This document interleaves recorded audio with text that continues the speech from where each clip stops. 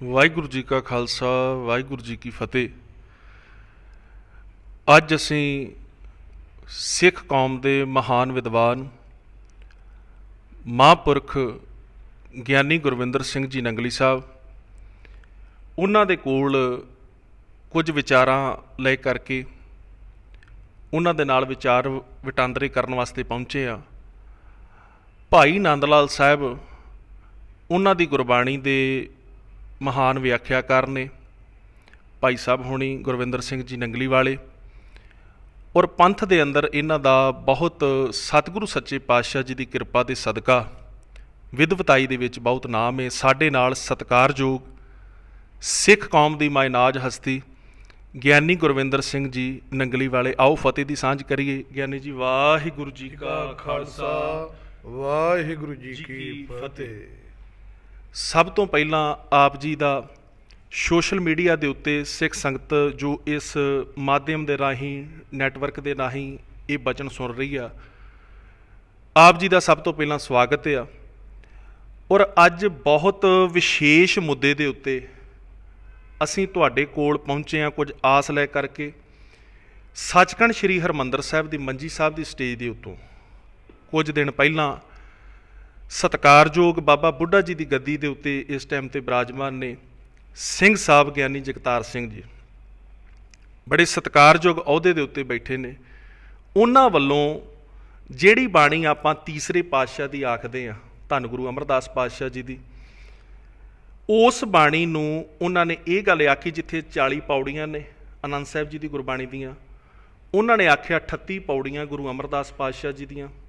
39ਵੀਂ ਪੌੜੀ ਦੇ ਉੱਤੇ ਉਹਨਾਂ ਨੇ ਚੌਥੇ ਪਾਤਸ਼ਾਹ ਜੀ ਦਾ ਜ਼ਿਕਰ ਕੀਤਾ, ਔਰ 40ਵੀਂ ਪੌੜੀ ਦੇ ਉੱਤੇ ਉਹਨਾਂ ਨੇ ਗੁਰੂ ਅਰਜਨ ਸਾਹਿਬ ਪਾਤਸ਼ਾਹ ਜੀ ਦਾ ਜ਼ਿਕਰ ਕੀਤਾ।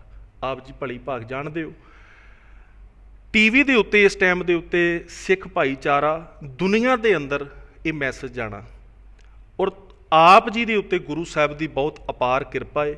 ਹਰੇਕ ਸਤਿਕਾਰਯੋਗ ਜਥੇਬੰਦੀ ਆਪ ਜੀ ਦੀ ਵਿਦਵਤਾਈ ਦੀ ਕਦਰ ਕਰਦੀ ਹੈ, ਔਰ ਅਸੀਂ ਤੁਹਾਡੇ ਅੱਗੇ ਇਹ ਨਿੱਜੀ ਤੌਰ 'ਤੇ ਵੀ ਔਰ ਸੰਗਤਾਂ ਵੱਲੋਂ ਵੀ ਇਹ ਸਪਸ਼ਟੀਕਰਨ ਦੀ ਆਪ ਜੀ ਦੇ ਅੱਗੇ ਅਰਜ਼ੋਈ ਕਰਦੇ ਹਾਂ।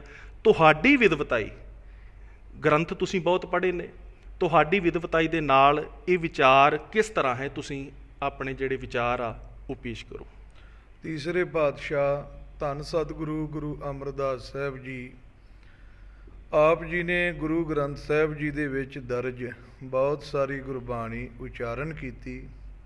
ਸਤਿਗੁਰੂ ਸਾਹਿਬ ਜੀ ਦੀਆਂ ਮਹਾਨ ਰਚਨਾਵਾਂ ਦੇ ਵਿੱਚੋਂ ਸ਼੍ਰੀ ਆਨੰਦ ਸਾਹਿਬ ਜੀ ਦਾ ਆਪਣਾ ਇੱਕ ਉੱਘਾ ਅਸਥਾਨ ਹੈ।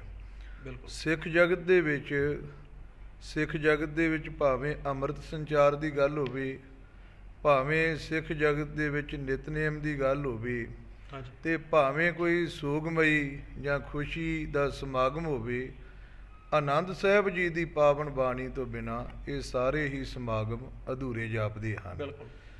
ਸਤਿਗੁਰੂ ਗੁਰੂ ਅਮਰਦਾਸ ਸਾਹਿਬ ਜੀ ਸੱਚੇ ਪਾਤਸ਼ਾਹ ਜੀ, ਆਪ ਜੀ ਨੇ ਇਹ ਪਾਵਨ ਗੁਰਬਾਣੀ ਉਚਾਰਨ ਕੀਤੀ, ਇਹਦੇ ਵਿੱਚ ਕੋਈ ਸ਼ੱਕ ਨਹੀਂ।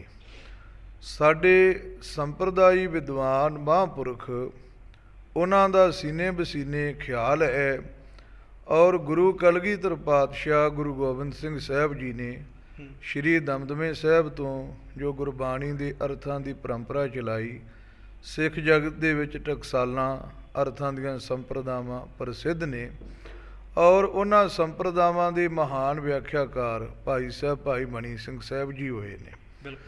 ਉਹਨਾਂ ਨੇ ਗੁਰੂ ਕਲਗੀਧਰ ਪਾਤਸ਼ਾਹ ਜੀ ਤੋਂ ਜੋ ਸੁਣਿਆ ਉਹ ਉਹਨਾਂ ਨੇ ਕਲਮਬੰਦ ਕੀਤਾ ਕਿਸੇ ਨਾ ਕਿਸੇ ਰੂਪ ਦੇ ਵਿੱਚ।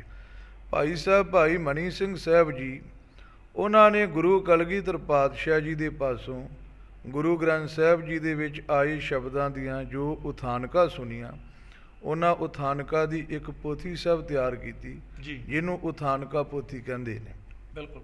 ਹੱਥ ਲਿਖਤ ਉਹ ਉਥਾਨਕਾ ਪੋਥੀ ਸਾਨੂੰ ਵਿਰਲੇ ਥਾਵਾਂ 'ਤੇ ਦੇਖਣ ਨੂੰ, ਪੜ੍ਹਨ ਨੂੰ ਨਸੀਬ ਹੁੰਦੀ ਹੈ, ਪ੍ਰਾਪਤ ਹੁੰਦੀ ਹੈ। ਲਾਹੌਰ ਤੋਂ ਇੱਕ ਦੋ ਵਾਰ ਉਹ ਪੋਥੀ ਸ਼ਾਇਦ ਛਪੀ ਵੀ, ਉਹਦੇ ਵਿੱਚ ਵੀ ਭਾਈ ਮਣੀ ਸਿੰਘ ਜੀ ਨੇ ਇਹ ਜ਼ਿਕਰ ਕੀਤਾ ਹੈ ਕਿ 38 ਪੌੜੀਆਂ ਧੰਨ ਸਤਿਗੁਰੂ ਗੁਰੂ ਅਮਰਦਾਸ ਸਾਹਿਬ ਜੀ। ਅੱਛਾ। ਔਰ 39ਵੀਂ ਪੋਥੀ 39ਵੀਂ ਪੌੜੀ ਗੁਰੂ ਰਾਮਦਾਸ ਸਾਹਿਬ।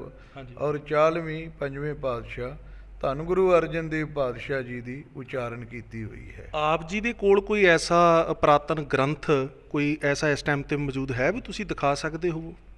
ਸਾਡੇ ਕੋਲ ਭਾਈ ਸਾਹਿਬ ਭਾਈ ਮਨੀ ਸਿੰਘ ਸਾਹਿਬ ਜੀ ਦੀ ਜੋ ਲਿਖੀ ਉਥਾਨਕਾ ਪੋਥੀ ਉਹ ਤੋਸ਼ੇਖਾਨੇ ਵਿੱਚ ਮੌਜੂਦ ਹੈ ਜੀ। ਕੁਝ ਦਿਨਾਂ ਵਿੱਚ ਹੀ ਅਸੀਂ ਉਸ ਪੋਥੀ ਨੂੰ ਲੱਭ ਕੇ ਖਜ਼ਾਨੇ ਵਿੱਚੋਂ ਗੁਰ ਸੰਗਤਾਂ ਦੇ ਹਾਜ਼ਰ ਕਰਾਂਗੇ। ਔਰ ਸਭ ਤੋਂ ਵੱਡਾ ਜਿਹੜਾ ਪ੍ਰਮਾਣ ਹੈ ਗੁਰਦੁਆਰਾ ਸ਼੍ਰੋਮਣੀ ਪ੍ਰਬੰਧਕ ਕਮੇਟੀ ਵੱਲੋਂ ਇੱਧਰ ਮਾਰੋ ਜੀ ਕੈਮਰਾ, ਇਹ ਸ਼ਬਦਾਰਥ ਪੋਥੀ ਛਪਵਾਈ ਜਾਂਦੀ ਹੈ। ਠੀਕ ਹੈ ਜੀ। ਔਰ ਸਿੱਖ ਜਗਤ ਦੇ ਵਿੱਚ ਅਨੇਕਾਂ ਹੀ ਜਗਿਆਸੂ ਖੁਜਾਰਥੀ ਇਹ ਪੋਥੀ ਤੋਂ ਗੁਰੂ ਗ੍ਰੰਥ ਸਾਹਿਬ ਜੀ ਦਾ ਪਾਠ ਕਰਦੇ ਨੇ। ਠੀਕ ਹੈ। ਇੱਕ ਪਾਸੇ ਮੂਲ ਪਾਠ ਹੈ ਔਰ ਦੂਸਰੇ ਪਾਠੇ ਔਖੇ ਔਖੇ ਮਹਿੰਗੇ ਮਹਿੰਗੇ ਅਰਥ ਦਿੱਤੇ ਹੋਏ ਨੇ।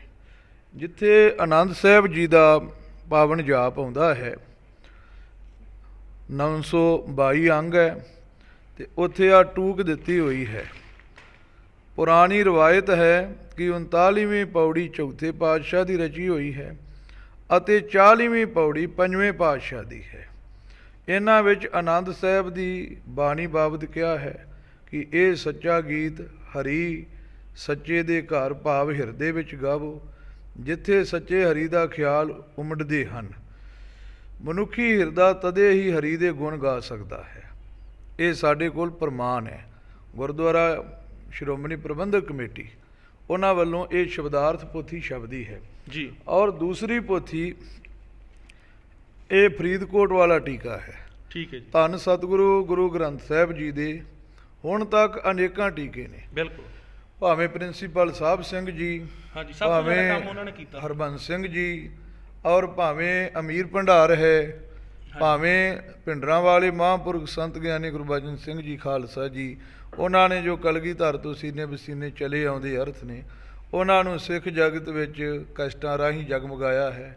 ਟੀਕੇ ਹੋਏ ਨੇ ਰੰਧਾਵੇ ਵਾਲੇ ਮਹਾਂਪੁਰਖ ਸੰਤ ਬਾਬਾ ਹਰੀ ਸਿੰਘ ਜੀ, ਉਹਨਾਂ ਨੇ ਟੀਕਾ ਕੀਤਾ ਹੈ। ਔਰ ਮਹਿਤੇ ਤੋਂ ਸੰਤ ਗਿਆਨੀ ਹਰਨਾਮ ਸਿੰਘ ਜੀ ਖਾਲਸਾ ਭਿੰਡਰਾਂ ਵਾਲੇ ਮਹਾਂਪੁਰਖ, ਉਹਨਾਂ ਨੇ ਟੀਕਾ ਕੀਤਾ ਹੈ। ਇਹਨਾਂ ਸਾਰਿਆਂ ਟੀਕਿਆਂ ਤੋਂ ਜਿਹੜਾ ਸ਼੍ਰੋਮਣੀ ਪੁਰਾਤਨ ਟੀਕਾ ਹੈ ਇਹ ਫਰੀਦਕੋਟੀ ਟੀਕਾ ਹੈ। ਔਰ ਫਰੀਦਕੋਟ ਦੇ ਰਾਜੇ ਨੇ ਅਨੇਕਾਂ ਵਿਦਵਾਨਾਂ ਨੂੰ ਇਕੱਤਰਿਤ ਕਰਕੇ ਇਹ ਟੀਕਾ ਕਰਵਾਇਆ ਸੀ।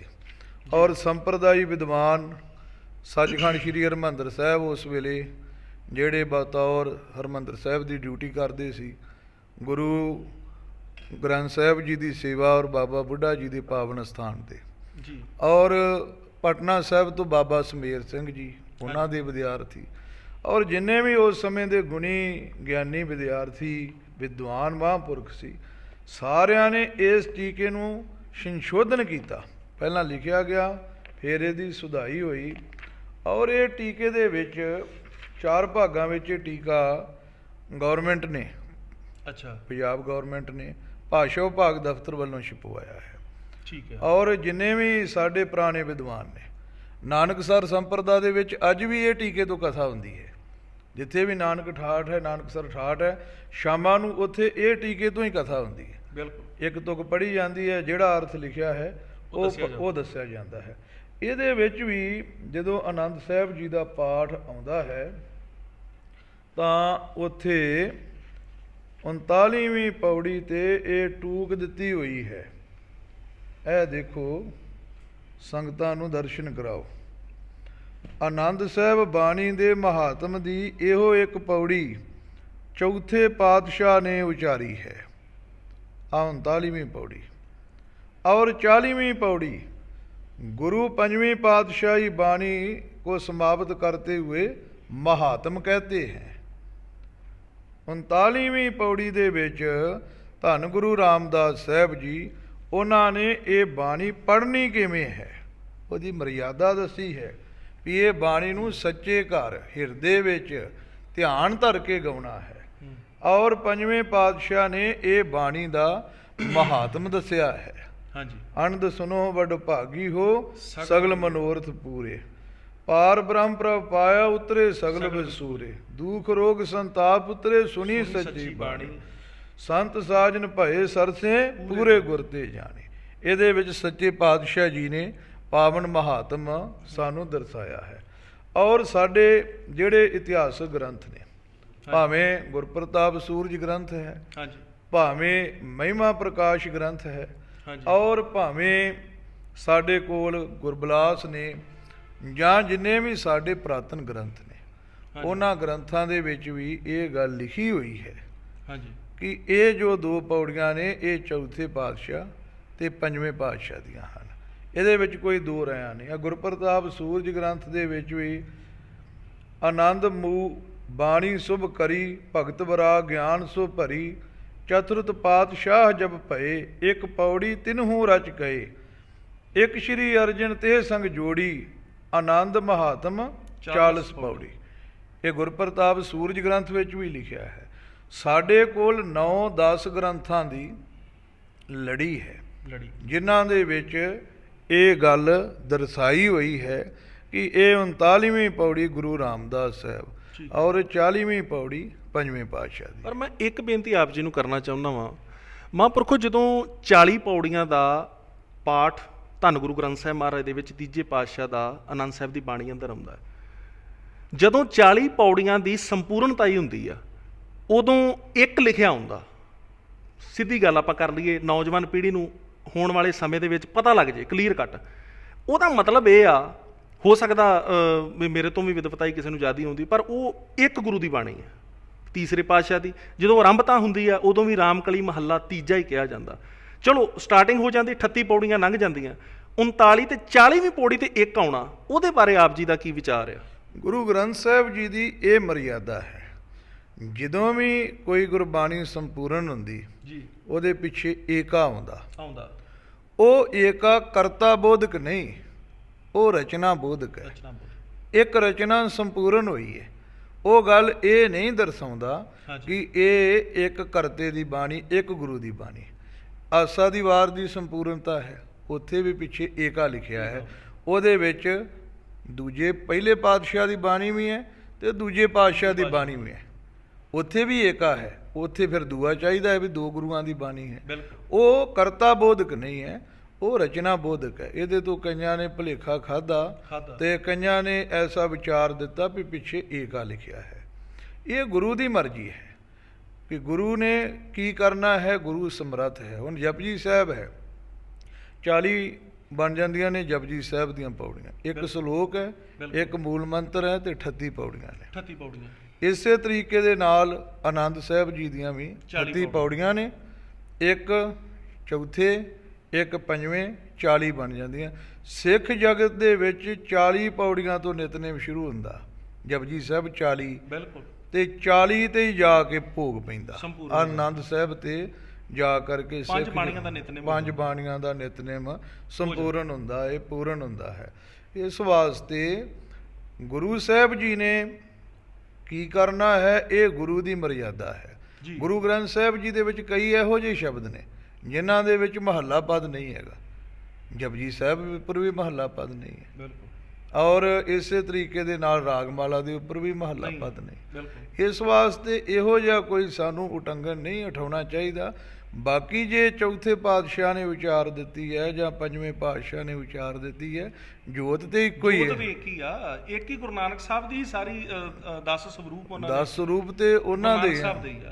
ਭੋਗ ਜਾ ਕਰਕੇ ਪੰਜਵੇਂ ਪਾਤਸ਼ਾਹ ਨੇ ਪਾ ਦਿੱਤਾ। ਸੰਪੂਰਨਤਾ ਦਾ ਟਿੱਕਾ ਆਨੰਦ ਸਾਹਿਬ ਨੂੰ ਜੇ ਪੰਜਵੇਂ ਪਾਤਸ਼ਾਹ ਨੇ ਦੇ ਦਿੱਤਾ, ਇਹਦੇ ਵਿੱਚ ਕੋਈ ਦੋ ਰਹਿਆ ਨਹੀਂ ਹੈ। ਇਸ ਵਾਸਤੇ ਜੋ ਸਾਡੇ ਇਤਿਹਾਸਕ ਤੇ ਪੁਰਾਤਨ ਗ੍ਰੰਥ ਨੇ ਉਹ ਸਾਰੇ ਇਹੋ ਹੀ ਗੱਲ ਕਹਿੰਦੇ ਨੇ। ਸਾਡੇ ਪੁਰਾਤਨ ਟੀਕੇ ਨੇ ਉਹ ਵੀ ਇਹੋ ਹੀ ਗੱਲ ਕਹਿੰਦੇ। ਬਾਕੀ ਗੱਲ ਰਹੀ ਪ੍ਰਿੰਸੀਪਲ ਸਾਹਿਬ ਸਿੰਘ ਜੀ। ਪ੍ਰਿੰਸੀਪਲ ਸਾਹਿਬ ਸਿੰਘ ਜੀ ਦਾ ਜਿਹੜਾ ਟੀਕਾ ਹੈ, ਉਹਨਾਂ ਨੇ ਉਥਾਨਕਾ ਬਾਰੇ ਘੱਟ ਖਿਆਲ ਕੀਤਾ ਹੈ। ਉਹਨਾਂ ਨੇ ਗੁਰੂ ਗ੍ਰੰਥ ਸਾਹਿਬ ਜੀ ਦੇ ਵਿੱਚ ਜੋ ਵਿਆਕਰਨਕ ਨਿਯਮ ਲਾਗੂ ਹੁੰਦੇ ਨੇ, ਉਹਨਾਂ ਵਿਆਕਰਨਕ ਨਿਯਮਾਂ ਵੱਲ ਬਹੁਤਾ ਖਿਆਲ ਕੀਤਾ ਹੈ। ਉਹਨਾਂ ਨੇ ਅਰਥ ਨੂੰ ਲੰਮੇਰਾ ਨਹੀਂ ਕੀਤਾ, ਉਹਨਾਂ ਨੇ ਅਰਥ ਨੂੰ ਖੋਲ੍ਹਣ ਦਾ ਯਤਨ ਨਹੀਂ ਕੀਤਾ। ਉਹਨਾਂ ਨੇ ਲਫ਼ਜ਼ ਬਾ ਲਫ਼ਜ਼, ਪਦ ਬਾ ਪਦ, ਜੋ ਅਰਥ ਬਣਦਾ ਹੈ ਵਿਆਕਰਨਕ ਨਿਯਮਾਂ ਅਨੁਸਾਰ ਉਹਨਾਂ ਨੇ ਉਹ ਦੱਸਿਆ ਹੈ। ਜੇ ਉਹਨਾਂ ਨੇ 39ਵੀਂ ਪੌੜੀ ਤੇ 40ਵੀਂ ਪੌੜੀ ਦਾ ਜ਼ਿਕਰ ਨਹੀਂ ਕੀਤਾ ਵੀ ਇਹ ਚੌਥੇ ਪਾਤਸ਼ਾਹ ਜਾਂ ਪੰਜਵੇਂ ਪਾਤਸ਼ਾਹ ਦੀ। ਉਹਨਾਂ ਐਸਾ ਵੀ ਕੋਈ ਬਹੁਤਾ ਜ਼ਿਕਰ ਨਹੀਂ ਕੀਤਾ ਵੀ ਇਹ ਚੌਥੇ ਪਾਤਸ਼ਾਹ ਦੀ ਜਾਂ ਪੰਜਵੇਂ ਪਾਤਸ਼ਾਹ ਦੀ ਨਹੀਂ, ਇਹ ਤੀਜੇ ਹੈ ਜਾਂ ਪਾਤਸ਼ਾਹ ਨਹੀਂ, ਉਹਨਾਂ ਨੇ ਕੋਈ ਇਹਦੇ ਉੱਤੇ ਆਪਣਾ ਵਿਊ ਦਿੱਤਾ ਹੀ ਨਹੀਂ ਹੈ। ਉਹਨਾਂ ਨੇ ਅਰਥਾਂ ਤੱਕ ਸੀਮਤੀ ਰੱਖੀ ਹੈ ਔਰ ਅਰਥ ਕਰਕੇ ਉਹਨਾਂ ਨੇ ਸਿੱਖ ਜਗਤ ਵਿੱਚ ਪਹੁੰਚਾਏ ਨੇ। ਔਰ ਪ੍ਰਿੰਸੀਪਲ ਸਾਹਿਬ ਸਿੰਘ ਜੀ ਦਾ ਬਹੁਤ ਵੱਡਾ ਕੰਮ ਹੈ, ਉਹਨੂੰ ਦੂਲਿਆ ਨਹੀਂ ਜਾ ਸਕਦਾ। ਪਰ ਇੱਕ ਬੰਦਾ ਗੁਰੂ ਗ੍ਰੰਥ ਸਾਹਿਬ ਜੀ ਦੀ ਵਿਆਖਿਆ ਕਰਨ ਦੇ ਵਿੱਚ ਸਮਰੱਥ ਨਹੀਂ ਹੋ ਸਕਦਾ। ਜੇ ਉਹਨਾਂ ਨੇ ਵਿਆਕਰਨ ਨਿਯਮਾਂ ਦੇ ਅਨੁਸਾਰ ਅਰਥ ਕੀਤੇ ਨੇ ਤਾਂ ਪ੍ਰਿੰਸੀਪਲ ਹਰਬੰਸ ਸਿੰਘ ਜੀ ਜਿਹੜੇ ਗਿਆਨੀ ਜੀ ਹੋਏ ਨੇ, ਉਹਨਾਂ ਨੇ ਕਈ ਥਾਵਾਂ ਤੇ ਉਹਨਾਂ ਦੀ ਵਿਆਕਰਨ ਦੇ ਅਨੁਸਾਰ ਉਹਨਾਂ ਦੇ ਟੀਕੇ ਵਿੱਚੋਂ ਹੀ ਕੁਝ ਤੁਕਾਂ ਦੇ ਅਰਥ ਐਸੇ ਵੀ ਦਰਸਾਏ ਵੀ ਇਹ ਉਹਨਾਂ ਦੇ ਕੋਲ ਪੂਰੇ ਟੁਕੇ ਨਹੀਂ ਹੈ, ਇਹ ਅਰਥ ਇਸ ਤਰ੍ਹਾਂ ਨਹੀਂ, ਇਸ ਤਰ੍ਹਾਂ ਚਾਹੀਦਾ ਹੈ। ਇਸ ਵਾਸਤੇ ਸਮਰੱਥ ਕੋਈ ਵੀ ਨਹੀਂ ਹੁੰਦਾ, ਸਾਰਿਆਂ ਦੀ ਰਾਏ ਲੈ ਲੈਣੀ ਚਾਹੀਦੀ ਹੈ। ਔਰ 9 ਸਾਡੇ ਕੋਲ ਇਤਿਹਾਸਕ ਗ੍ਰੰਥ ਨੇ ਜਿਨ੍ਹਾਂ ਵਿੱਚ ਜੋ ਸਾਡੇ ਸਤਿਕਾਰਯੋਗ ਮਾਨਮੱਤੇ ਸਿੰਘ ਸਾਹਿਬ ਗਿਆਨੀ ਜਗਤਾਰ ਸਿੰਘ ਜੀ ਨੇ ਕਥਾ ਰਾਹੀਂ ਦਰਸਾਇਆ, ਉਹਨਾਂ ਵਿੱਚ ਲਿਖਿਆ ਹੈ। ਔਰ ਸਭ ਤੋਂ ਵੱਡਾ ਜੋ ਸਾਡਾ ਫਰੀਦਕੋਟ ਵਾਲਾ ਟੀਕਾ ਹੈ ਔਰ ਸ਼੍ਰੋਮਣੀ ਪ੍ਰਬੰਧਕ ਕਮੇਟੀ ਦਾ ਸ਼ਬਦਾਰਥ ਹੈ ਜਿਹਦੇ ਵਿੱਚ ਇਹ ਗੱਲ ਲਿਖੀ ਹੈ ਔਰ ਸਾਰਾ ਸਿੱਖ ਜਗਤ ਪੜ੍ਹਦਾ ਆ ਰਿਹਾ, ਇਹਦੇ ਵਿੱਚ ਕੋਈ ਬੇਲੋੜੀ ਗੱਲ ਨਹੀਂ ਹੈ। ਔਰ ਸੰਤ ਗਿਆਨੀ ਗੁਰਬਚਨ ਸਿੰਘ ਜੀ ਖਾਲਸਾ ਭਿੰਡਰਾਂ ਵਾਲੇ ਮਹਾਂਪੁਰਖ, ਉਹਨਾਂ ਨੇ ਦੇਸ਼ ਦੇ ਕੋਨੇ-ਕੋਨੇ ਵਿੱਚ ਵਿਚਰ ਕੇ ਸਿੱਖੀ ਦਾ ਪ੍ਰਚਾਰ ਕੀਤਾ। ਉਹਨਾਂ ਮਹਾਂਪੁਰਖਾਂ ਨੇ ਵੀ ਆਪਣੀ ਕਥਾ ਦੇ ਵਿੱਚ ਇਹ ਗੱਲ ਬੋਲੀ ਹੋਈ ਹੈ ਔਰ ਸਾਰਾ ਸਿੱਖ ਜਗਤ ਇਸ ਗੱਲ ਨੂੰ ਕਬੂਲਦਾ ਹੈ, ਕਿਉਂਕਿ ਫਰੀਦਕੋਟ ਵਾਲੇ ਟੀਕੇ ਤੇ ਕੋਈ ਉਟੰਗਣ ਚੁੱਕਦਾ ਹੀ ਨਹੀਂ, ਸਾਰੀਆਂ ਸੰਪਰਦਾਵਾਂ ਇਸ ਗੱਲ ਨੂੰ ਮੰਨਦੀਆਂ। ਨਿਹੰਗ ਸਿੰਘ ਸੰਪਰਦਾਵਾਂ ਵਿੱਚ ਇਹ ਟੀਕੇ ਨੂੰ ਪੜ੍ਹਿਆ ਜਾਂਦਾ, ਕਥਾ ਹੁੰਦੀ ਹੈ। ਸਾਡੇ ਮਹਾਂਪੁਰਖ ਬਾਬਾ ਸਾਧੂ ਸਿੰਘ ਜੀ ਜੋ 12 ਸਾਲ ਕਾਂਸ਼ੀ ਤੋਂ ਵਿੱਦਿਆ ਪੜ੍ਹੇ ਸਨ ਔਰ ਸ਼੍ਰੀ ਕੇਸਗੜ੍ਹ ਸਾਹਿਬ ਵਿਖੇ ਅੰਮ੍ਰਿਤ ਛਕਾਉਂਦੇ ਸਨ, ਉਹ ਇਸ ਟੀਕੇ ਤੋਂ ਕਥਾ ਕਰਦੇ ਹੁੰਦੇ ਸਨ। ਔਰ ਦਲ ਪੰਥ ਤਰਨਾ ਦਲ ਮਿਸਲ ਸ਼ਹੀਦਾਂ ਵਿੱਚ ਇਹ ਟੀਕੇ ਤੋਂ ਕਥਾ ਹੁੰਦੀ ਹੈ ਔਰ ਇਹਨੂੰ ਸੱਚ ਕਰਕੇ ਮੰਨਿਆ ਜਾਂਦਾ ਹੈ। ਔਰ ਇਸੇ ਤਰ੍ਹਾਂ ਸੰਤ ਗਿਆਨੀ ਗੁਰਬਚਨ ਸਿੰਘ ਜੀ ਨੇ ਸ਼ੁਰੂਆਤੀ ਕਥਾ ਇਹ ਟੀਕੇ ਤੋਂ ਪ੍ਰਾਰੰਭ ਕੀਤੀ। ਨਾਨਕਸਰ ਸੰਪਰਦਾਇ ਵਿੱਚ ਇਹ ਟੀਕੇ ਤੋਂ ਅੱਜ ਵੀ ਕਥਾ ਹੁੰਦੀ। ਔਰ ਰਾੜਾ ਸਾਹਿਬ ਵਾਲੀ ਸੰਪਰਦਾਇ ਵਿੱਚ ਇਹ ਟੀਕੇ ਨੂੰ ਮਾਨਤਾ ਦਿੱਤੀ ਜਾਂਦੀ। ਉਹਨਾਂ ਨੇ ਸਗੋਂ ਈਸ਼ਰ ਮੀਡੀਆ ਇੱਕ ਐਪ ਬਣਾ ਕੇ ਇਹ ਟੀਕੇ ਨੂੰ ਕੰਪਿਊਟਰਾਈਜ਼ ਵੀ ਕੀਤਾ ਹੈ। ਉਹ ਐਪ ਹੈਗੀ ਈਸ਼ਰ ਮੀਡੀਆ। ਇਸ ਵਾਸਤੇ ਜਿੰਨੀਆਂ ਵੀ ਸਿੱਖ ਸੰਪਰਦਾਵਾਂ ਨੇ ਉਹਨਾਂ ਨੂੰ ਸ਼ੱਕ ਹੀ ਨਹੀਂ। ਜਿਹੜੇ ਸ਼ੱਕ ਕਰਦੇ ਨੇ ਵੀ ਜੇ ਤੀਜੇ ਦਾ ਨਹੀਂ, ਜੇ ਚੌਥੇ ਦਾ, ਪੰਜਵੇਂ ਦਾ ਕਹਿ ਤਾ, ਮੈਂ ਤੇ ਸਮਝਦਾ ਉਹ ਗੁਰੂ ਦੀ ਜੋਤ ਉੱਪਰ ਹੀ ਸ਼ੱਕ ਕਰਦੇ ਪਏ ਨੇ। ਜੇ ਤੀਜੇ ਨੇ ਉਚਾਰਤਾ, ਚੌਥੇ ਨੇ ਉਚਾਰਤਾ, ਪੰਜਵੇਂ ਨੇ ਉਚਾਰ ਦਿੱਤਾ, ਇਹਦੇ ਵਿੱਚ ਕੀ ਹੋ ਗਿਆ? ਜੋ ਹੈ ਸੋ ਗੁਰੂ, ਹੁਣ ਗੁਰੂ ਨਾਨਕ ਸਾਹਿਬ ਜੀ ਦੀ ਆਸਾ ਦੀ ਵਾਰ, ਉਹ ਧੰਨ ਸਤਿਗੁਰੂ ਗੁਰੂ ਅੰਗਦ ਸਾਹਿਬ ਜੀ, ਉਹਨਾਂ ਨੇ ਉਚਾਰੀ, ਉਹਨਾਂ ਨੇ ਉਹਨੂੰ ਸੰਪੂਰਨਤਾ ਦਾ ਟਿਕਾ ਦਿੱਤਾ ਹੈ। ਰਹਿਰਾ ਸਾਹਿਬ ਦੀ ਸ਼ਬਦ ਆਉਂਦੇ ਨੇ, ਪਹਿਲੇ ਸ਼ਬਦ ਥੋੜ੍ਹੇ ਨੇ, ਫਿਰ ਸ਼ਬਦ ਅੱਗੇ ਆਏ ਨੇ। ਔਰ ਇਸੇ ਤਰੀਕੇ ਦੇ ਨਾਲ ਕੀਰਤਨ ਸੋਹਲੇ ਦਾ ਪਾਠ ਹੈ, ਚੌਥੇ